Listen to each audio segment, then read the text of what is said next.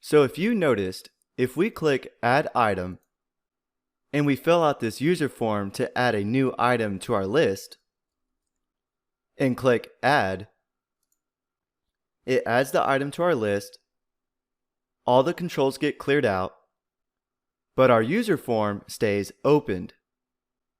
And to close out of this user form, we have to press this X.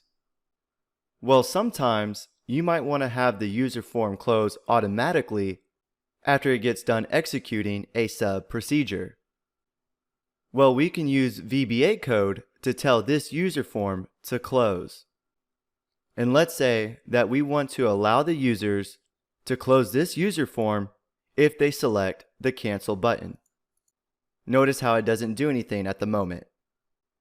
So if we close out of this, and then this time double click our cancel button, it adds a new sub with the click event, and the line of code to close a user form is very simple. All we have to type is unload me, and that's it. So now if we open our user form and click cancel, it will close our form. So this was a very simple code to add if you want your user form to close automatically after it gets done performing a certain task.